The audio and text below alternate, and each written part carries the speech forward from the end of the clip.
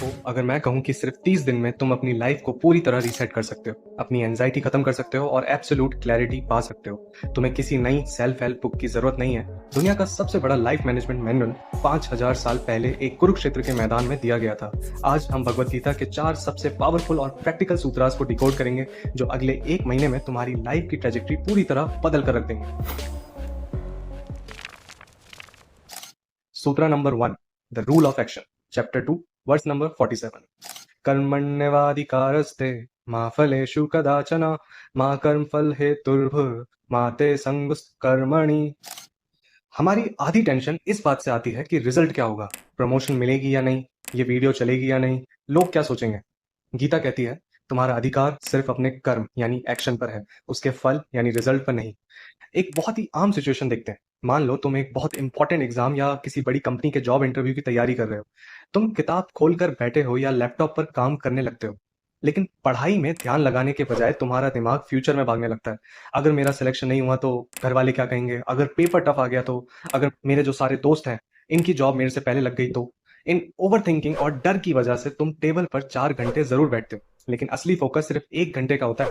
तुम्हारी 80% mental energy और time result की टेंशन में वेस्ट हो जाती है। रिजल्ट जो अभी तक आया ही नहीं है, उसने तुम्हारे प्रेजेंट आज का दिन खराब कर दिया।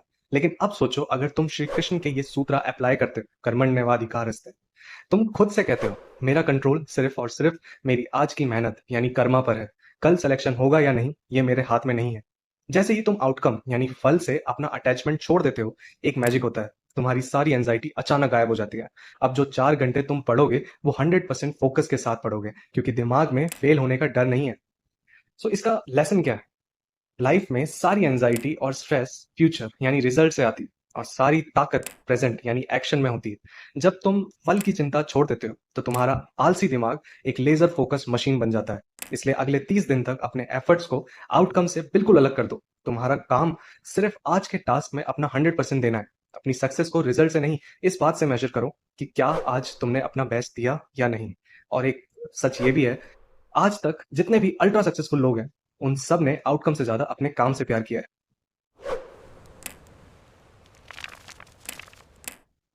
नाउ सूत्र number 2, conquering the mind, chapter 6, verse number 5।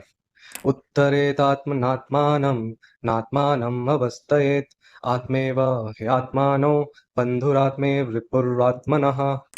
तुम्हारा माइंड या तो तुम्हारा सबसे बड़ा दोस्त बन सकता है या सबसे बड़ा दुश्मन।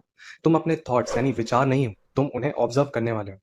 इस श्लोक को समझने के लिए एक बहुत ही रिलेटेबल एग्जांपल लेते हैं। मान लो एक लड़का है राहुल।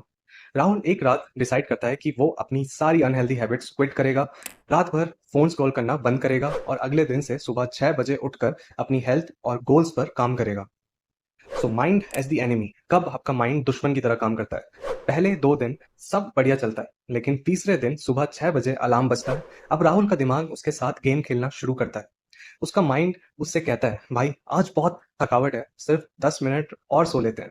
एक दिन वर्कआउट स्किप करने से क्या ही हो जाएगा, कल से डबल मेहनत कर लेंगे। अगर राहुल उस आवाज को सुन लेता है तो उसका माइंड उसका सबसे बड़ा दुश्मन बन गया। उसने खुद ही अपने हाथों अपने गोल को हरा दिया। बाहर से कोई दुश्मन नहीं आया उसे रोकने, उसके अपने दिमाग ने उसे नीचे गिरा दिया। Now mind as a friend. लेकिन अब इमेजिन करो एक दूसरा सिनारियो, अलार्म बजता है, माइंड फिर से वही एक्सक्यूज देता है, पर इस बार राहुल अपने थॉट्स को ऑब्जर्व करता है। वो कहता है नहीं, ये मेरा दिमाग मुझे ट्रैप कर रहा है, मैं इन एक्सक्यूज से बड़ा हूँ। वो तुरंत ब्लैंकेट फेंकता है और उठ जाता है। इस बार उसने अपने दिमाग को एक टूल की तरह यूज किया, खुद को आगे बढ़ाने के लिए। उसने अपने माइंड को अपना सबसे बड़ा दोस्त और मोटिवेटर बना लिया। द लेसन, यही Shri Krishna chapter 6 verse number 5 में समझा रहे हैं। तुम्हारा सबसे बड़ा वेल विशर यानी दोस्त भी तुम्हारा अंदर बैठा है, और तुम्हारा सबसे बड़ा दुश्मन बर्बाद करने वाला भी। बाहर का कोई मोटिवेशन तुम्हें तब तक नहीं बचा सकता जब तक तुम खुद अपने दिमाग को ट्रेन करके अपना दोस्त नहीं बना लेते। डेली 10 मिनट का माइंड मास्टरी रूटीन स्टार्ट करो। शांति से बैठो और अपने थॉट्स को आते जाते देखो, बिल्कुल आसमान में बादलों की तरह।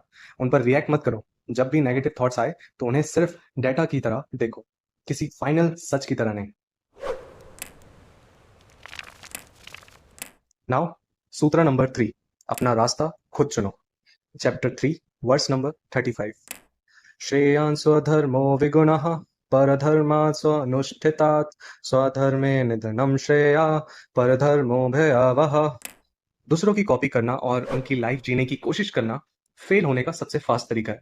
किसी और के रास्ते पर परफेक्टली चलने से लाख गुना बेहतर है अपने खुद के रास्ते स्वधर्मा पर इम्परफेक्टली चलना। एक सिचुएशन इमेजिन करो। मान लो एक लड़का है रोहन। रोहन ने हाल ही में अपना पैशन फॉलो करना शुरू किया है। वो अपना एक नया टेक प्रोजेक्ट बिल्ड करता है। यह उसकी जर्नी का चैप्टर 2 है। उसने बस अभी कोडिंग और बिल्डिंग शुरू की है। वो गलतियां कर रहा है और धीरे धीरे सीख रहा है। एक दिन ब्रेक के टाइम वो अपना फोन उठाता है और देखता है कि उसकी फील्ड का एक एस्टेब्लिश डेवलपर या फाउंडर अपनी एक बहुत बड़ी सक्सेस, जैसे लाखों डाउनलोड्स या बड़ी फंडिंग अनाउंस कर रहा है। ये उस सक्सेसफुल इंसान का चैप्टर 20 है। उसने वहां तक पहुंचने के लिए सालों की दिन रात मेहनत और फेलियर झेले। लेकिन रोहन क्या करता है? वो अनजाने में अपने चैप्टर 2 को उस इंसान के चैप्टर 20 से डायरेक्टली कंपेयर करने लगता है। वो सोचता है मेरा प्रोजेक्ट तो कितना बेसिक लग रहा है, मैं तो इतना आगे कभी नहीं जा पाऊंगा। उसका पूरा मोटिवेशन जीरो हो जाता है। खुद के रास्ते पर डाउट करने लगता है और सोचता है कि उसे ये काम छोड़ देना चाहिए। वो उस सक्सेस से इंस्पायर होने की जगह जलने लगता है। रोहन ये कंप्लीटली भूल गया कि उस सक्सेसफुल इंसान का भी चैप्टर 2 बिल्कुल उसके जैसा ही स्ट्रगल और डाउट से भरा हुआ था।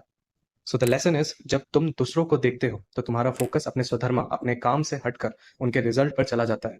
यही सबसे बड़ा ट्रैप है। इसलिए आज से ही एक स्ट्रिक्ट 30 डे कंपैरिजन फास्ट लो।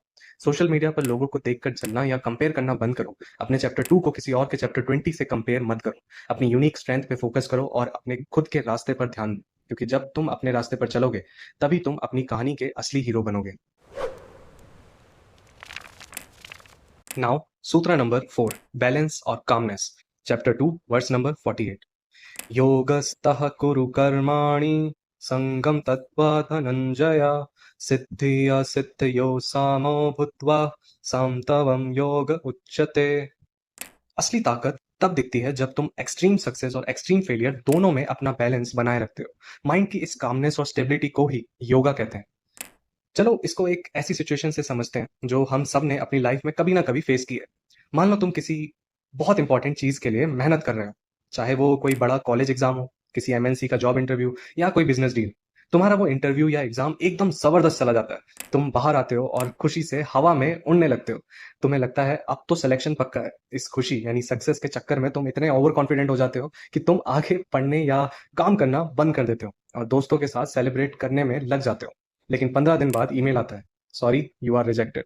अचानक से तुम्हारा पूरा महल गिर जाता है। तुम पूरी तरह टूट जाते हो। तुम्हारा अंदर सेल्फ डाउट आ जाता है कि मैं तो किसी लायक ही नहीं हूं, और तुम अगले 1 महीने तक निराश पड़े रहते हो। ना कुछ नया सीखते हो, ना दोबारा ट्राई करते हो।